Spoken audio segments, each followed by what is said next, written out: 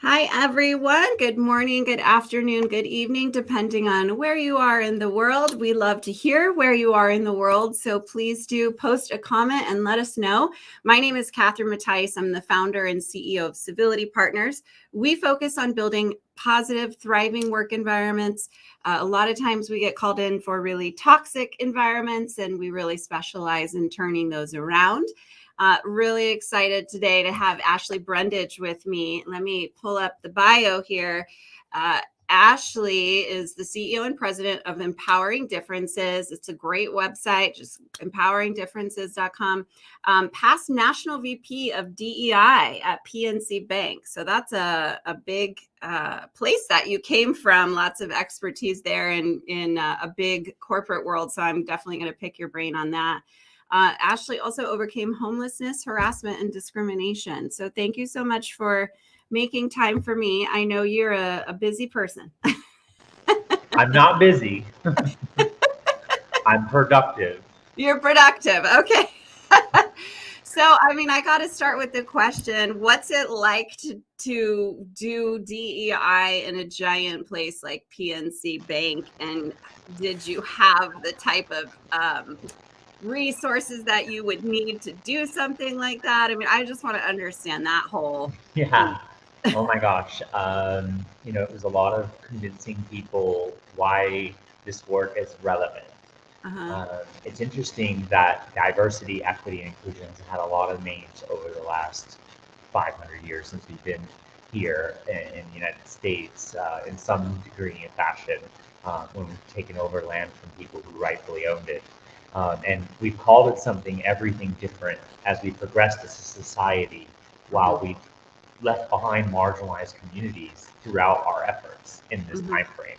So it's interesting, we move things from, taking land from someone to then enslaving people, right? And then we're trying to recover from that, and then it's like all of these different things, and then we're marginalizing women, right? So it's like women's suffrage, and then the civil rights era happens, and then affirmative action happens, and equal Mm-hmm. opportunity happens, and then we instituted this thing called diversity and diversity, equity, inclusion, and the same efforts happen across all of our history on this continent, and it's all centered around trying to impact people to understand that marginalized identity groups belong here just as much as anyone else. And Mm-hmm. that's the overarching construct. So really, we should have just been calling it leadership from day one. And you know what? We probably would be impacting people way faster than we currently are. Okay, I like that. Thanks for the short history lesson as a good reminder of we do have such a long way to go and so much work to do. So tell us about Empowering Differences. I was peeking at your website. You all do lots of training and consulting, and tell us more about what your organization does. Yeah, so we help people better understand empowerment and the way to drive empowerment through all the differences that we have as humans. And it's kind of a way of doing DEI work without calling it DEI. Mm-hmm. And we do a lot of things surrounding the 10 empowering differences and the 10 empowering actions, because those are the cornerstone of my research for 8-year project. Mm-hmm. I researched empowerment around the world in 27 countries and 18 languages by asking more than 1,000 people what is empowerment, and I got 1,000 different answers, as you can imagine. Yeah. And then I asked people what was impacting or limiting their ability for more empowerment. People told me that it was mostly them, but outside of that, the other answers were all about the differences that people talked about. Like they didn't have enough education, or they didn't go to enough college, or the best college, or the right money to go to the right college, or that they worked with someone who was racist or sexist or transphobic, or you name it, all the things that might have happened along their journey. And the last question I asked people was, what did you do to impact yourself or others to drive more empowerment? And so Mm-hmm. these were centered around the actions. So that's how we came on the 10 empowering differences and the 10 empowering actions. So my organization ultimately helps to support people on that mission. We do that through the 4 empowerment steps. Step 1 is to know yourself. This is where people learn about themselves and do some holistic benchmarking about what is empowerment, how it impacts their differences, and what actions they do to drive empowerment for others through our 21 question empowerment self-assessment platform. Anyone can download the 21 question assessment for free right from our website at empoweringdifferences.com. Just click the assessments tab and then you'll find your way there. And then step 2 is to know others. This is where we learn about the differences that we have, those 10 empowering differences. So obviously we do some training and some support materials to help people better understand them so they can drive the empowerment. And then step 3 is to develop your strategy. And so we help people develop their strategy through our 90-second proprietary empowerment assessment tool. So this is a digital assessment. People rate their empowerment, 0 for disempowered, 100 for empowered. And then from there, that connects with our proprietary empowerment algorithm, which will tell them which actions they should do based on their 10 empowering differences. Wow. And the actions, of course, is the last step for driving empowerment for people. So people know what action to do first, because what I would do to drive empowerment for someone through their gender is different than what I should do to drive empowerment for race or religion. Right. So what is empowerment? And I love that we talk about differences like they're bad, or it's like we've got to overcome those or tolerate those differences. This is such a different, important way to talk about this. So what does empowerment mean? How do you define that? So technically the book definition is authority and power connected to people. And the way that we looked at this, when we asked that question to the 1,000 people across the world, I obviously got a lot of different answers, but I can tell you that 85% of what people say empowerment is hard to measure and hard to track. It's mostly things that are connected to our interconnected humanness, like empathy, trust, compassion, confidence, understanding, validation, a free mama hug. These are just some of the examples that I got from doing this research.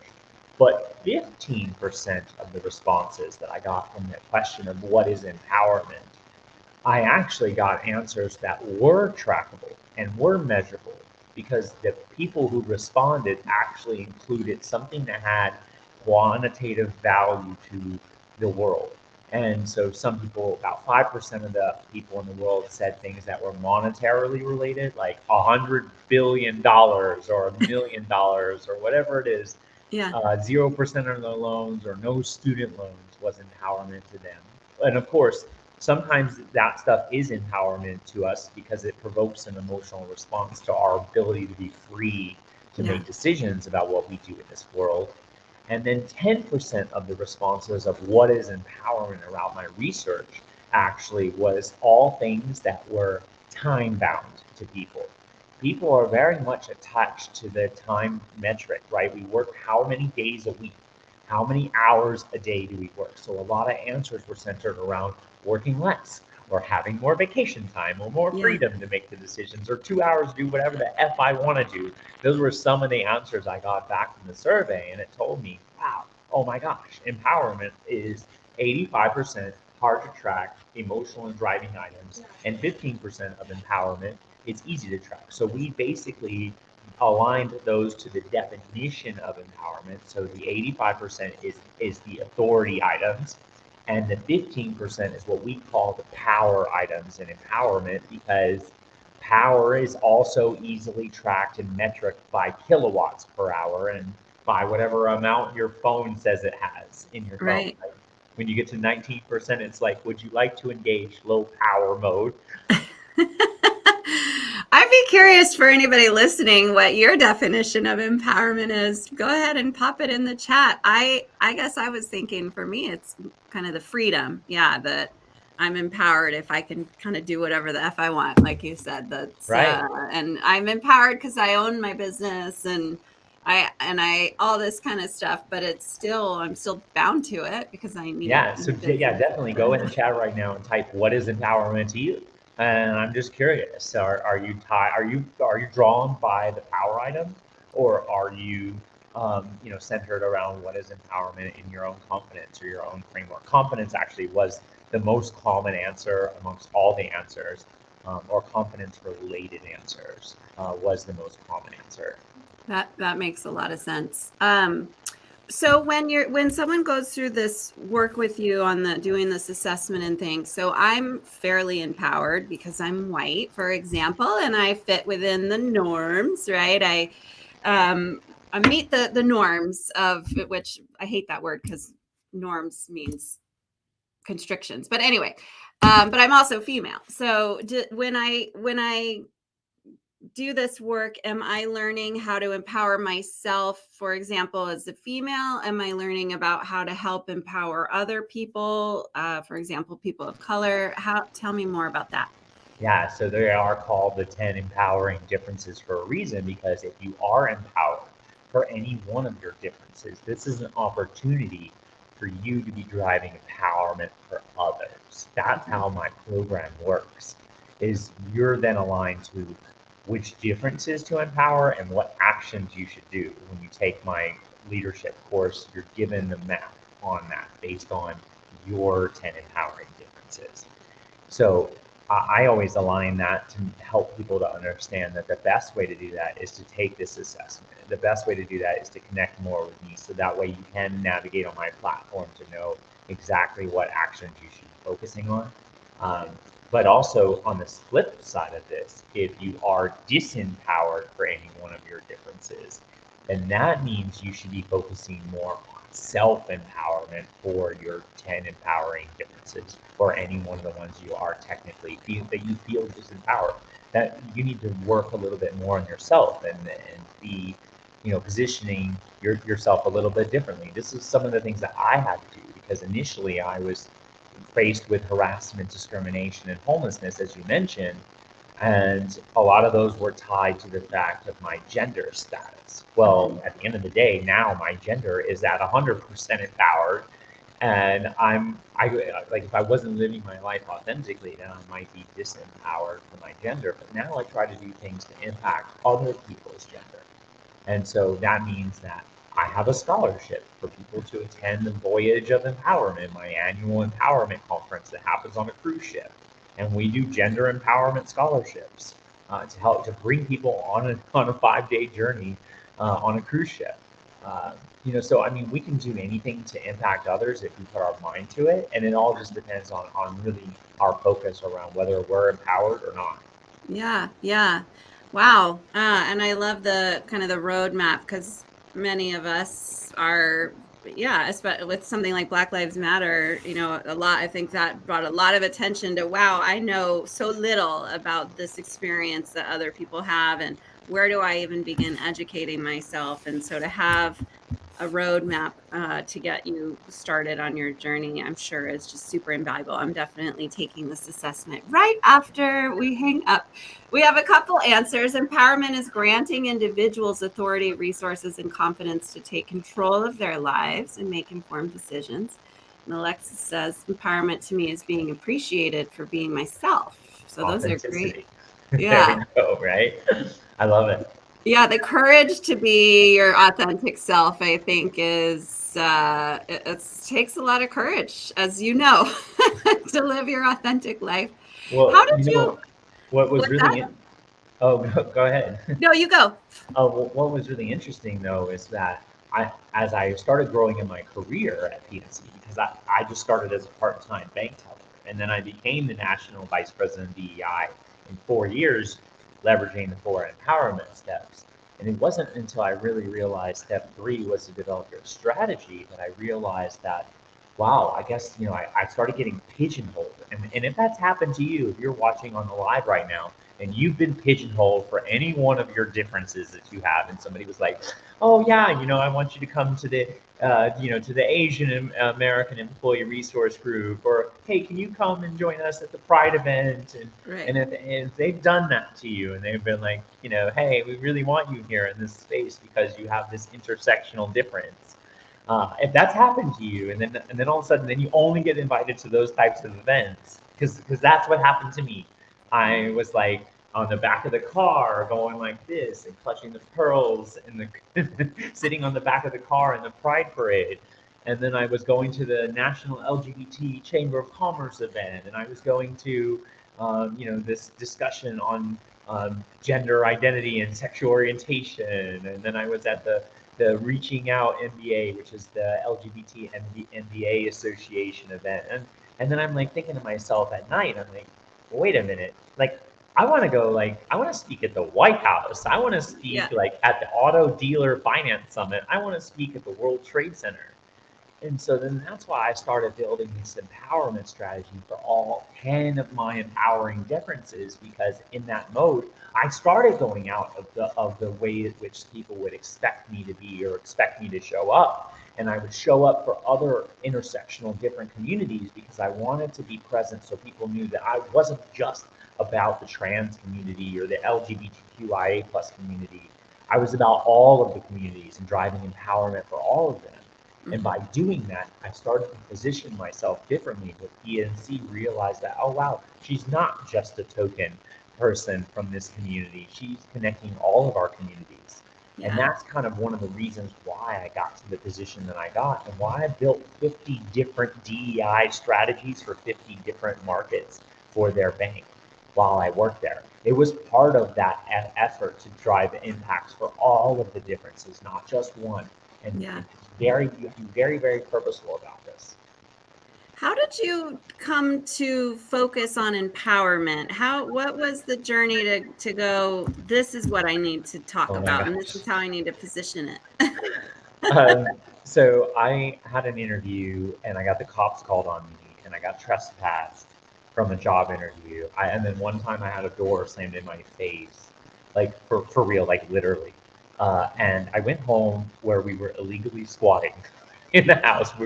I tapped into the neighbor's Wi-Fi because they gave me the password because I didn't have the ability to pay for internet.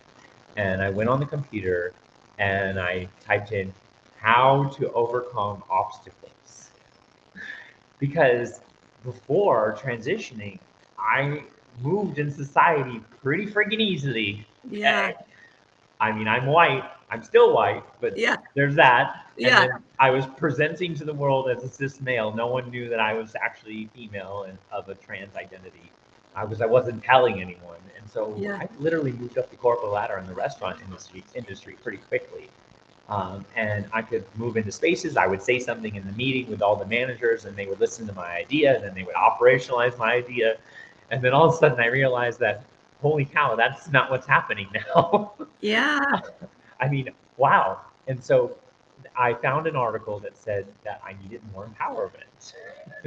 So then I Googled empowerment, and not that I didn't know the definition, but I wanted to know what the definition said. Yeah. And then I saw that people was one part of the equation. I was like, well, I was a people manager of a team of 50 people before I lost my job and cascaded my life down to having nothing after the 2008 housing economic crisis. But authority and power, as we've already discussed, has very different answers depending on who you ask.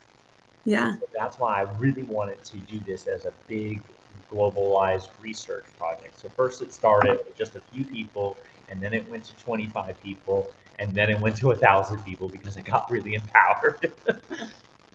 Wow.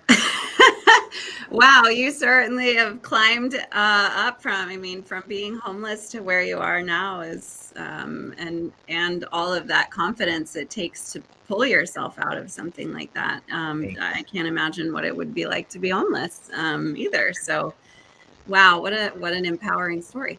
How do you, I know from an HR perspective, which is kind of my background, how the HR is always trying to figure out how to prove results of any sort of initiative, how to prove, an ROI, how to prove that we need to spend money and resources on this initiative, whatever it is, because it's going to improve the organization in some way. Any thoughts on how to help people do that? 100%. And I've been talking a lot about this because obviously I still do a lot of advocacy work to support the LGBTQIA plus community. And one of the things that I've noticed between their community and several others is that a lot of intersectional, diverse minority groups, we don't do the best job of benchmarking our successes. Mm-hmm. And so part of my platform where we measure empowerment in 90 seconds is all built on benchmarking. So I come and show up in an organization on day one, and we take the 90-second empowerment assessment survey tool that we have with our company, and we measure empowerment. We measure empowerment for the 10 empowering differences for all the employees. We get a 95% acceptance survey response rate, which blows survey response rates out of the water. Totally. 10 to 30% in the HR field industry for ENPS. And it's only 30% if you're offering a really nice freaking carrot at the end of that stick for the employee to fill out the survey, right? But to have a 95 response rate, because we incorporate this 90-second assessment as part of an event, right? Where you're already there, it's already on your calendar. You know you're showing up because it's a mandatory event, because you can make it mandatory because we're teaching something that's agnostic. So whether there's a law that says no DEI here, right? I'm just talking about empowering differences. So that's great. Love that, you rebel. Yeah, I had 7 lawyers review all my content. Being disempowered or empowered, it's up to you. You choose. So if you choose wherever you are on the spectrum, it's going to work the same whether or not you feel privileged or disprivileged. That has nothing to do with this. Yeah. Oh my gosh.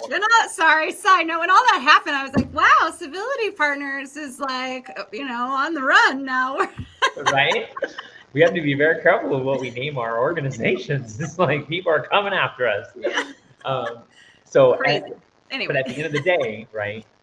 Everybody wants more empowerment. Even Jeff Bezos wants more empowerment to get back to space, right?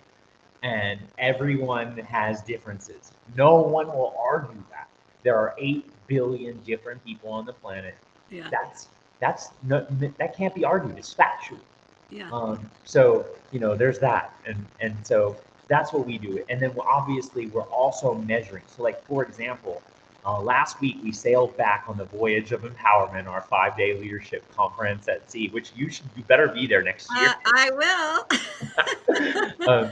So I have all the meetings with the cruise line partners in the next 2 weeks. So I'll be picking to see who's going to host the 2024 voyage of empowerment in Q4 next year.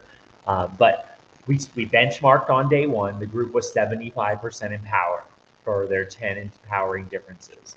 And then on the last day of the conference, we did the survey at the very end. Everyone participated. We had 100% participation because we weren't moving on until everybody submitted it. Yeah. Plus, you can't get away. You're on a boat. Right. Captive audience. I love that. And we ended the conference by increasing our overall group empowerment from 70 people, 11%. Awesome. Which is huge. And some of the differences were way beyond that increased percentage. For example, our social economic class empowerment as a group increased by 18%. And the reason we were able to increase that so much was because we brought them in a place where they got surrounded by intersectionally different people around the world who were way more marginalized than their position was. They had realized that they were actually in a position of power by being a guest on the ship as opposed to someone who was living in a space this large on a contract for 9 months, and they had to work every single day with a non-livable wage. Yeah. Wow. Okay, so everybody needs to hire Ashley's team, and that's awesome. I love seeing stuff like that. So surveys are definitely a great way to know you're making change, and we also do workforce surveys, but they're a lot longer and more pretty detailed. I love the idea of like, hey, we're in a room together, let's just all do this right now real quick, and then we have that data. Makes sense. But Catherine, another thing that comes from this 90-second survey though is because we're asking about how your 10 empowering differences, how empowered or disempowered you are. Well, guess what ends up happening is these 10 differences link to the societal construct that exists for all of them, right? So we're measuring for abilities and attributes, we're measuring your accessibility as a team and as an individual. For social economic class, we're measuring the biggie, which is pay equity. Because when we ask you about your social economic class, we're going to find out how you feel about your current financial position as an employee. I mean, if we asked it that way, we would never get an honest answer from the employee. But by asking it about their empowerment or disempowerment, now we're going to get an honest answer, typically because it's third party. They didn't type in their name, they didn't type in their email address. We're just taking the survey pulse as a group and aggregating the data. So we can also aggregate the data for how well you communicate to them, how well you train them, right, through language and through education. We can aggregate the data for the cultural differences. We can aggregate the data for LGBTQ differences, right? We can link gender and sexuality together to give a score. We can link ethnicity and race together to link cultural. We can link the differences and collectively provide that overall score and also show the impact to the society-driven impact up from the differences. Yeah. Wow. Wow. This is awesome. If anybody has any questions, by all means, type them in. We've just got a few minutes left. So while we wait, see if anybody has any. Ashley, what are some kind of final thoughts and words for anybody watching? Yeah, I mean, I just think that obviously I've shared a lot of information, a lot of data. People probably weren't expecting me to be talking about data numbers and metrics, but at the end of the day, if you can't talk to it, you can't reach all the people. But as you driving yourself on an empowerment journey, know that it does start with you. You know, organizations can't technically empower people. It's up to the people in the organization to do it. And you can't also just do self-empowerment either, because eventually you're going to run into a wall, and you won't necessarily be, driving impacts for people, right? Because the definition is authority and power connected to people. Person is not people. You have to have more than one person to have people. So just remember that, and you can't do it alone. You got to involve other people. You got to bring other people up with you. That's the big part about this. And one of the reasons why it is I have to tell you, like, after advocating for others, guess what I ended up doing? I ended up speaking at the Auto Dealer Finance. I ended up speaking at the World Trade Center. I ended up speaking at the White House. Okay. I consulted for the Joe Biden White House last year because I was driving empowerment for all different types of people, not just myself and not just one person. So there's a reason that this work is important, and it's up to you. Yeah, I love that. Thank you for that. I was going to say, yeah, you by bringing other people up, you're empowering yourself too. Yeah. Okay, here's a question from AJ. How do cultural differences, I always forget that I can show the question. How do cultural differences impact the concept of empowerment, and how can we navigate these sensitively? Yes. So, I mean, obviously all of the differences are impacting differently, right? And it really just depends on the group, right? Because most people, when they come to me, they might not necessarily realize that I'm 100% empowered for my gender, right? They may think, oh, well, yeah, she's a woman of transgender experience. She must need more empowerment in this case. I better give her some makeup tips or help her understand, like, how to position, right? But no, actually, really, I'm most disempowered from my abilities and attributes because I have 3 hidden disabilities. And so if I don't plan my day out properly, and I don't, navigate what I'm about to navigate and have my medication and all these other things, then and know where the bathroom is, I'm going to have a problem potentially. So, I need more empowerment in that space sometimes. And I need more time to put myself in a position, right? Find a spot in the room, have my stuff put up the way I want to put it up, right? So it really depends on the person, because on the outside you may see that they need empowerment, but at the inside you don't really know unless you are having them take the empowering differences survey. Yeah, that's a great point. I think I don't need to say anything else. That was great. Thank you so much, Ashley. This was awesome, and we don't have any other questions. So obviously anybody can get a hold of Ashley here on this page where you're watching. Ashley's going to share this to her LinkedIn and all of that. So, right, Ashley? Yes. Yes. And it was really a pleasure to speak with you. And everyone needs to head over to empoweringdifferences.com and take this assessment. So thank you so much. Really appreciate your time. Yes, I'm so honored to join you and looking forward to connecting more. For sure. We're going to